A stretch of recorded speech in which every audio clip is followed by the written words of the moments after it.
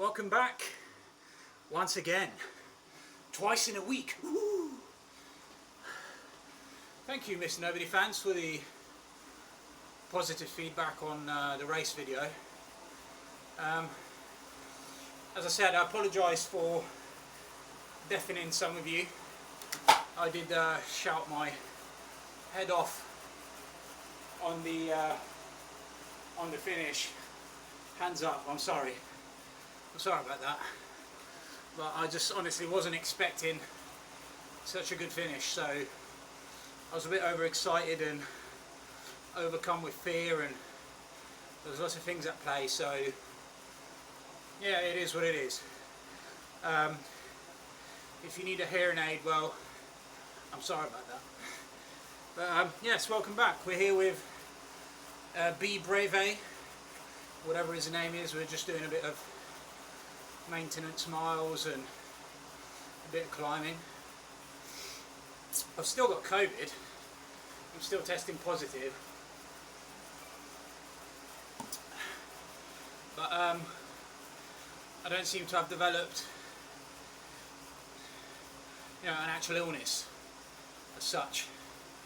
I just can't smell or taste my food, which is curious, and it is what it is. That's all there is to it, really. But I just want to say thank you to those of you who sent me messages and commented on the video, showing support. That was a mammoth surprise to be able to pull that off. As some of you rightfully pointed out, yeah, I mean, I do have COVID, so although I may not feel something, it's quite likely it's doing something. I don't know. Either way, my heart rate went up to 194 and I didn't die, so that's probably a good thing, I'd say. I won, so that's probably a good indicator that I'm doing something right. I'm not sure if many of you know this, but I basically train every day in one shape or form. I do weightlifting most days. I do squats, deadlifts, sit-ups, push-ups, curls, just all sorts of stuff. And I've got to give credit where credit is due. I hired a coach last February, March, to help me get some strength, build my legs up, and also lose a bit of weight. And that really made a massive difference to my sort of 5 second. My peak max has gone down because I've lost so much weight, but my 15 second to 1 minute power, or even out to 5 minutes, is pretty good. I've just got into Zwift power, so I signed up to pit Zwift power. My cadence is too high, that's why. Anyway, I signed up to Zwift power and I had a look at my stats, and for that first race I'm basically above 80% of the percentile of the people on Zwift power. So yeah, I don't know, there's some data which I need to read up on and try and understand properly, but yeah, it's looking good. I mean, it's opened up a whole new world of information and data which I didn't really think of looking at before. So in that sense, I'm going to find out what my strengths are now, because clearly I have a strong sprint. It's not the best, but it's not anymore anyway. I was pushing 2,000 watts in 2020 in my sprint, but I was a lot heavier. So yeah, so in 2021 I think my 5 second best was 1,556 watts, and now it's gone down to like 1,259. I think that's just a lack of weight in my body, really, but I can still hold big amounts of power for extended amounts of time. So yeah, we'll have to see. I want to see what kind of category Zwift Power puts me in terms of type of cyclist, because I'm not a climber. I'm kind of a sprinter, but not. I'm definitely not a one of those skinny pacers that can do stupid amounts of power for like a whole hour. So my area of expertise is very narrow, I think. And the only reason I won that race is really because I managed to read the field in such a way that enabled me to understand that the people in that group were very well matched in terms of how they were going to try and win the race. And once we got to the last kilometre and everybody sort of started dropping the power and the pace, I was like, right, so everybody, literally everybody's having a rest because they're going to try and sprint. So I don't want to risk, you know, losing in a 200 metre sprint. And I know I've been working on my 30-second power bursts. So I was like, let's give it a go, see what happens. Basically I took control of the race because I had to, and forced the other riders into maybe doing something that they didn't necessarily want to do. So, you know, I had to play to my own strengths, and it paid off. So we'll have to see how we fare next.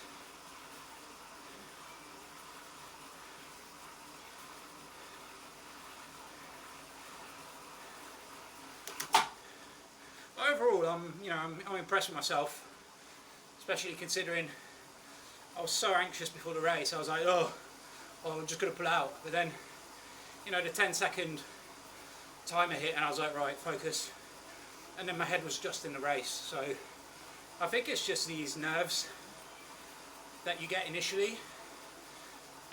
But yeah, you know, super chuffed.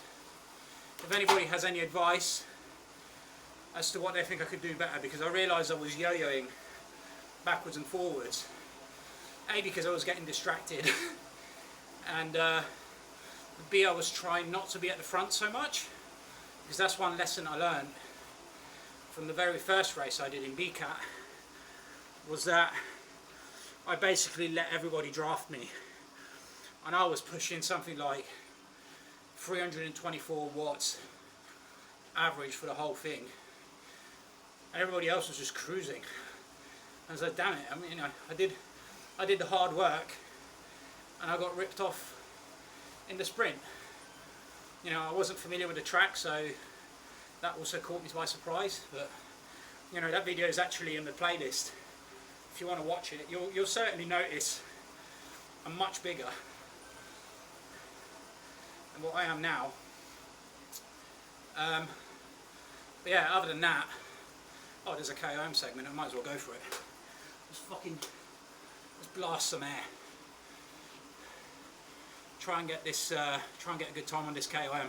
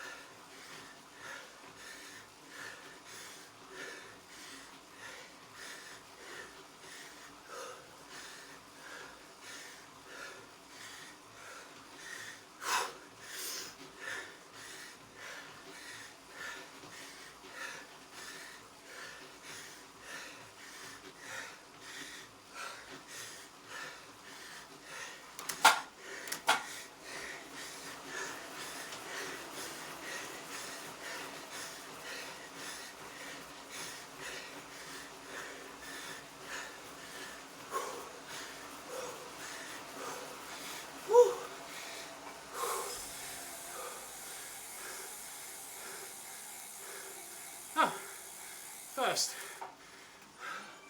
Nice.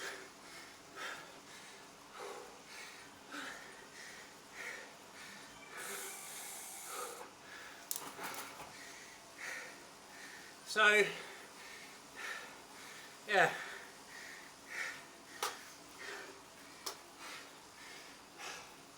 It's definitely too cold.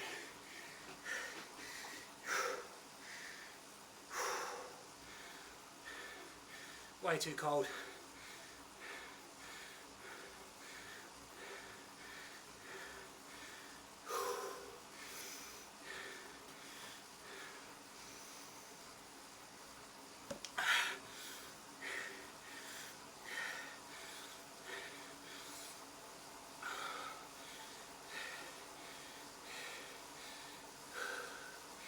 I need to recover a little bit. I was pretty close to max. My heart rate shot up, so it's probably a sign I'm still exhausted. Yeah, we just have to see how I recover in the next few days. Hopefully I'll start testing negative as well. Woo! But yeah, man, I'm definitely going to be doing more Zwift content, whether I'll be doing specific stuff or not. I was thinking, we're doing a video showing the difference between, you know, my body weight now and what it was like to cycle when I was 103 kilos. So my body weight now is 71 kilos, but I started when I was 103. So I think it'd be interesting to see what my speed on flat is with my current body weight versus, you know, when I was obese at 103 kilos. Just to give you some context of how much your physical weight actually, you know, impacts your cycling performance. Because I guarantee I would not have been able to do that hill the way I did when I was 103 kilos.